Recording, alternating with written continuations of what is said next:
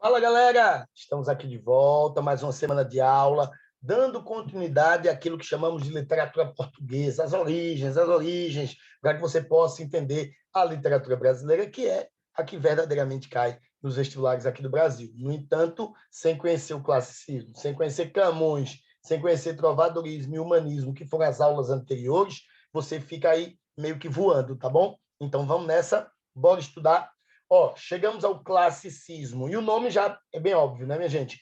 Classicismo é uma estética, um movimento literário, um movimento artístico, um estilo de época que faz um retorno à antiguidade clássica. Ou seja, a antiguidade clássica começa a ser valorizada novamente. Durante muito tempo da Idade Média, pessoal, esse pensamento racional, antropocêntrico, ele foi impedido pela Igreja Católica. Só que, na Idade Moderna, a partir do século XVI, nós teremos uma maior liberdade. E aí isso vai fazer com que o homem se torne um tanto quanto mais racional, tenha visões mais antropocêntricas, e aí surge o classicismo. Olha as informações que eu trouxe aqui para vocês. O que vem a ser o classicismo? O classicismo é a mesma coisa que o Renascimento. Só que o Renascimento abrange, pessoal, o renascimento do comércio, o renascimento da ciência, o renascimento das artes, e o classicismo é exclusivamente ligado à literatura, tá certo? Esse classicismo que nós iremos falar hoje é o classicismo português, que vai se desenvolver ao longo do século XVI, e ele também vai poder ser chamado, sabe de quê, minha gente? Quinhentismo. Só que você vai ter cuidado, porque, por exemplo, o quinhentismo no Brasil é a literatura informativa e dos viajantes. E o quinhentismo em Portugal é o classicismo. Então, você vai ter que se ligar que o termo quinhentismo é uma referência à época.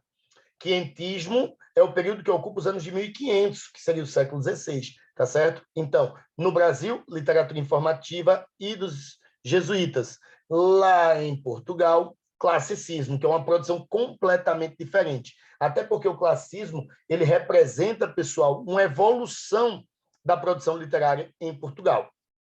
Vamos lá. Qualidades do classicismo. Ele vai nascer no período da Idade Moderna, mais especificamente no século XVI, e ele vai ser motivado por transformações históricas, sociais e políticas. A Reforma Protestante, pessoal, que é reflexo justamente dessa visão antropocêntrica, e as navegações, que vão contribuir com as conquistas portuguesas, favorecendo um crescimento econômico em Portugal. Então, você tem aí, pessoal, o caminho até as Índias, não é isso? Você tem aí que gera as rotas comerciais com o Oriente, você tem aí o descobrimento do Brasil, e tudo isso vai gerar muito lucro para Portugal, e vai fazer com que Portugal se desenvolva economicamente. Todo desenvolvimento econômico gera um reflexo no desenvolvimento cultural. Então, por isso mesmo, Portugal era uma das potências mundiais nesse período, ok? Vamos lá. Sem parar. O início específico é o ano de 1527, tá certo? Foi quando Sá de Miranda, um autor português, voltou da Itália. Ele passou um tempo lá, pessoal, e você sabe que a Itália é o berço do Renascimento. E aí, quando ele volta de lá, ele traz ideias novas, pessoal. E aí coloca em prática essas ideias em Portugal, que são ideias literárias, maneiras diferentes de produzir, que chamaremos de medida nova. Você que viu a aulinha de trovadorismo, você que viu a aulinha de humanismo, você sabe que eles usavam a medida velha, que é o verso de 5 sílabas poéticas e o verso de 7 sílabas poéticas. Agora nós teremos a medida nova. E o que vem a ser essa medida nova? Uma série de coisas se modificam com essa medida nova. A medida nova, especificamente falando, é o verso decassílabo, que é um verso mais longo, considerado clássico, um verso de 10 sílabas poéticas. Ele vai ser classificado em heróico ou sáfico. Então, se você escutou o verso heróico, é a mesma coisa que decassílabo. Se você escutou o verso sáfico, é a mesma coisa que decassílabo. Além disso, ele também traz à sociedade portuguesa o soneto, que é aquela composição poética mais elaborada, preocupada demais com a beleza estética, formada por 2 quartetos e 2 tercetos. O que são 2 quartetos? 2 estrofes de 4 versos. O que são 2 tercetos? 2 estrofes de 3 versos. Por isso que não é terceto, né? 3 versos. Esse tipo de poema é um exemplar do gênero lírico. Um exemplar do gênero lírico. Por que eu estou falando isso? Porque também tivemos produção épica nesse período.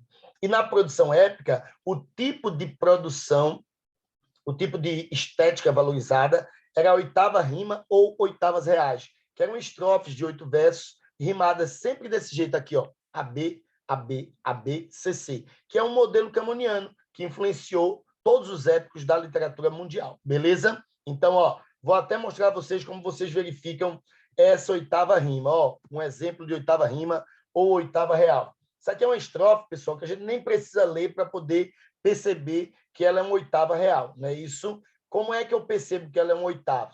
Eu percebo que ela tem 8 versos, tá bom? É uma estrofe de 8 versos, portanto, é uma oitava.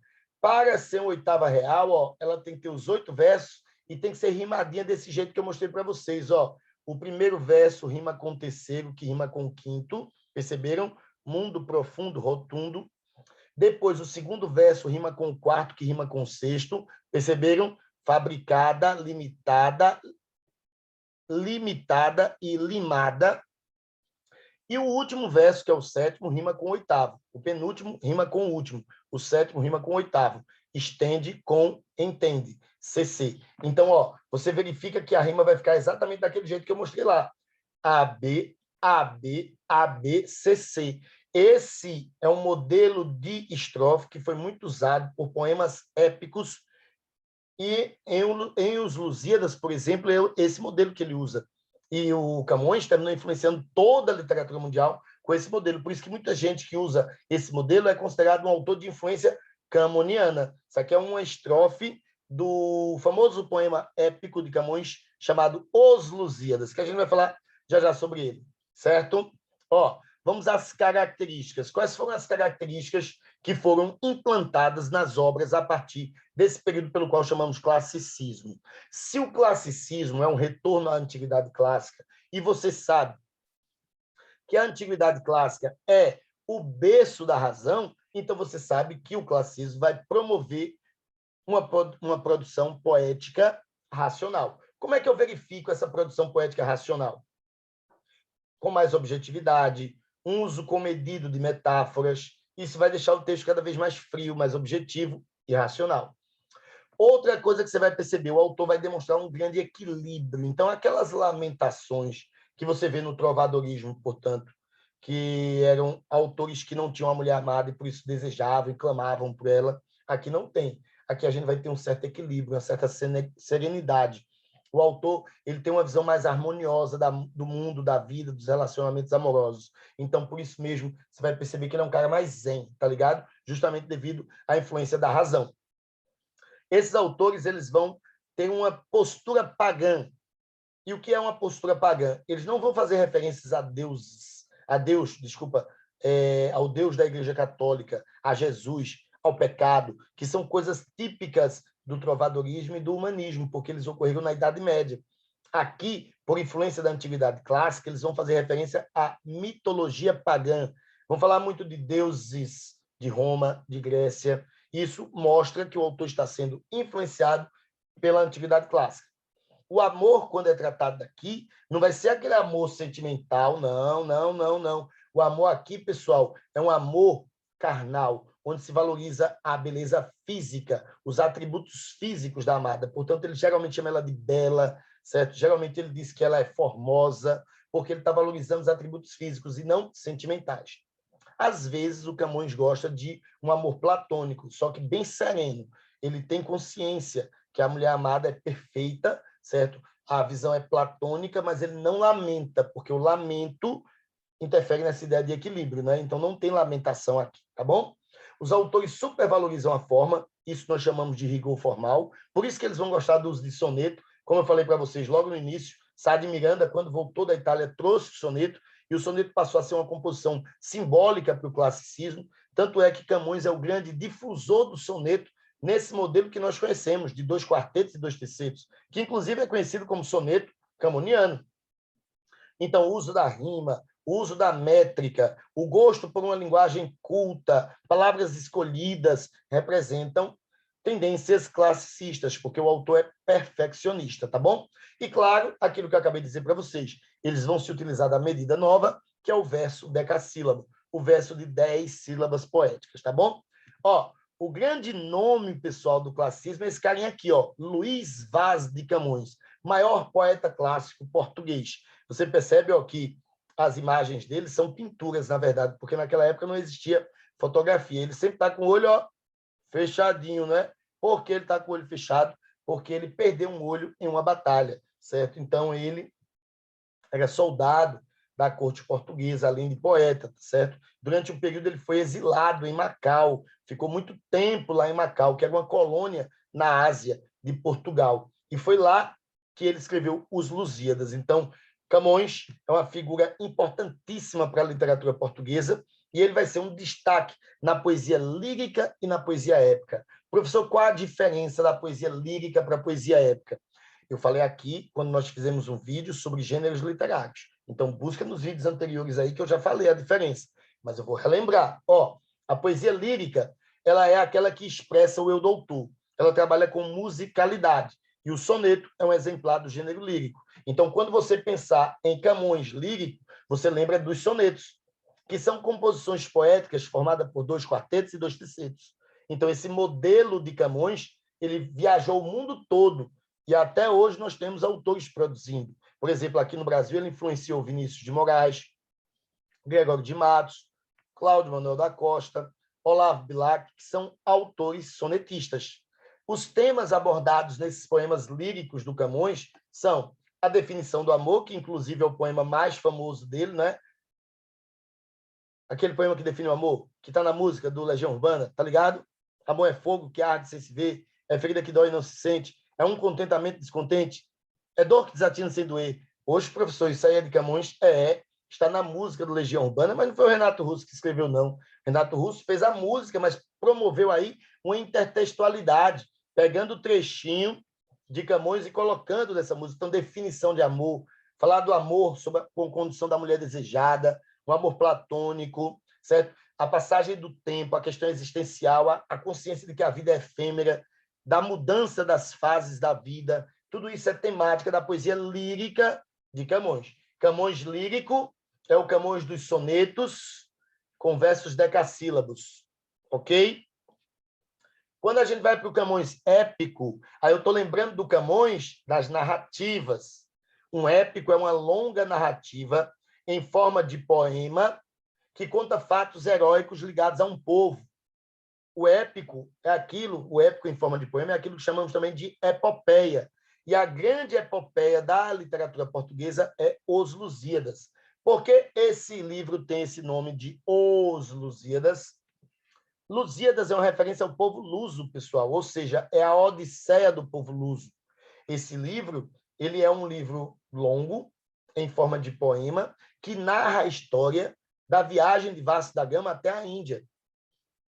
Como esse fato histórico é fundamental para a história portuguesa, o autor quis exaltar os feitos da coroa portuguesa. Inclusive, esse livro ele é dedicado ao Dom Sebastião, que era o rei na época em que ele produziu o texto, tá bom? E essa obra é toda dividida em oitavas reais, que é a oitava rima, pessoal. A divisão em AB, AB, AB, CC. Aquele modelo de estrofe que eu mostrei a vocês. Camões ficou tão famoso depois de produzir essa obra que ele terminou influenciando outros artistas no Brasil. Por exemplo, o livro Caramuru, o livro A Prosopopeia, que são da literatura brasileira, seguem o mesmo modelo de Os Lusíadas, que é um modelo dividido em 10 cantos e com oitava rima ou oitavas reais. Essa obra é gigante, pessoal. Ela tem mais de 1000 estrofes, tá certo? Mais de 1000 estrofes. Imagine, se tem mais de 1000 estrofes e as estrofes são de 8 versos, são mais de 8.000 versos. É um livro gigante que é importantíssimo para a literatura portuguesa. Então, quando você lembra de Camões, vai lembrar que ele é um grande autor do classicismo português e que ele vai se destacar tanto na poesia lírica quanto na poesia épica. Na poesia lírica, ele vai escrever sonetos. Na poesia épica, ele vai escrever Os Lusíadas. Lembro a vocês que esta aulinha, esses slides, estarão aqui no link na descrição do vídeo. Esse link, pessoal, vai te direcionar para a rede social chamada Passeio Direto, que é uma rede social exclusivamente ligada à educação, um depositório de conteúdos super importantes para você que está querendo passar no vestibular, tá certo? Então, vai lá, faz um perfil no Passeio Direto, organiza teus estudos e detona no vestibular. Espero que vocês tenham gostado dessa aulinha, certo? Se gostaram, por favor, pessoal, curte, compartilha, certo? Divulga o professor, certo? Nas redes sociais, porque é super importante para a gente, pessoal, quando vocês divulgam, quando vocês curtem, quando vocês comentam, quando vocês se inscrevem no canal. Beleza? Valeu, até mais. Tchau, tchau.